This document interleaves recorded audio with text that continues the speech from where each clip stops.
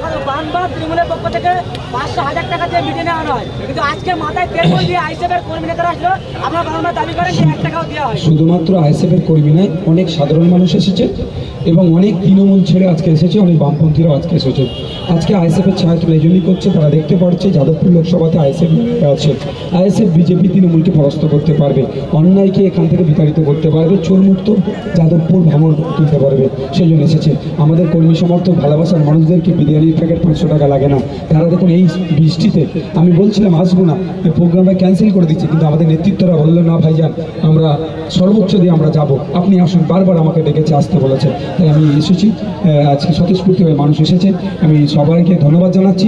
সাথে সাথে এটাও বলবো, শুনছি একটা প্রাকৃতিক দুর্যোগ আসছে, আমরা সৃষ্টিকর্তার কাছে চাইছি দুর্যোগ মুক্ত যাতে বাংলা থাকে, এই বাংলায় এই দুর্যোগে বাংলার না কোনো ক্ষতি হয় সেটা বারবার আমরা চাইছি। তারপরে সতর্ক সজাগ আমাদের থাকতে হবে। কি বলবেন যে আরাবুল ইসলাম জেলে যাওয়ার পরে এই যে মানুষের তৃণমূল ছেড়ে আইএসএফে জয়েন করা, কি বলবেন? কে বলেছে আরাবুল ইসলাম সাহেব জেলে যাওয়ার জন্য হচ্ছে? এসব ভুলভাল কথাবার্তা আপনাদেরকে শোনাচ্ছে, অনেক আগে থেকেই আসছে, অনেকে ভয়ে সেটা বুঝতে মানে গিয়েছিল, এখন ক্রমশ ভয় ছেড়ে আসছে। আরাবুল ইসলাম সাহেবের দলের লোকেরা তখন সব অন্য গোষ্ঠীদের নাম লেখাচ্ছে। ভাইজান আজকে সভা শেষ হয়ে গেল, এখনো মিছিল আসে, এত মানুষের ঢল। তখন ভালোবাসার মানুষের বিরিয়ানির প্যাকেট দিয়ে নয়, এই ভিড়টা বিরিয়ানির প্যাকেট 500 টাকার ভিড় নয়, ভালোবাসা থেকে এসেছে, তাদের হয়ে লড়াই করছে কে তারা দেখতে পাচ্ছে। সেই এই প্রাকৃতিক দুর্যোগ আসছে, এই বৃষ্টি মাথায় নিয়ে তারা ছুটে আসছে, এদেরকে কুর্নিশ জানাই। এই জন্যই তো আমি লড়াই এত শক্তি পাচ্ছি। অনেকে প্রশ্ন করে ভাইজান যে আজ আপনি এত লড়াইয়ের শক্তি কোথায় পান? গতকালকে আমি 7টা প্রোগ্রাম করেছি, আমার কি কষ্ট হয় না? কিন্তু কষ্টটাকে আমি গ্রহণ করি এই জন্যই যে আমার এত ভালোবাসার মানুষ আছে।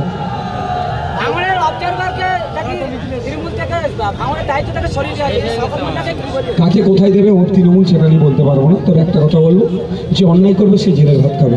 ভাইজান আজকে ক্যানিং পূর্বে চন্দনেশ্বর এলাকায় আপনি সভা করেছিলেন, সেই সভার পরে আইএসএফ কর্মীরা যারা বাড়িতে গিয়েছেন, বাড়িতে গিয়ে তৃণমূল কিছু দুষ্কৃতীরা প্রকাশ্য হুমকি দিচ্ছে যে আপনার যারা ডিস্টার্ব করছে তাদের নামগুলো আমরা থানাকে জানিয়েছি, থানার কাজ হবে তাদেরকে, যারা অন্যায় করছে তাদের অ্যাকশন নিয়ে।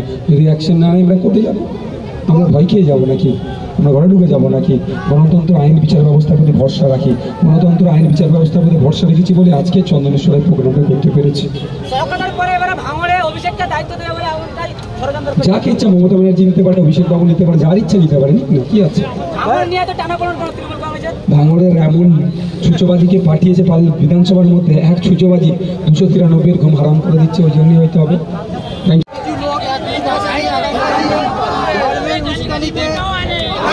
দেখুন, এর উত্তর আগে দিয়েছি, অপদার্থটা ভাঙড়ের মানুষ সম্পর্কে জানে না।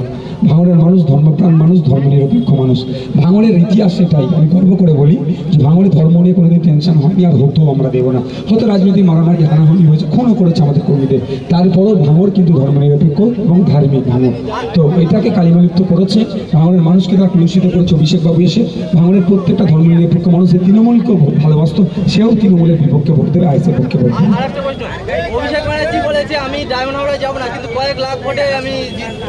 শান্তিপূর্ণ ভোট হলে কয়েক লাখ ভোটে পরাজিত হবে, তখন হ্যান ত্যান হিংসা করে হলে তো বলতে পারে সব ভোটই তিনি পেতে পারে। Thank you.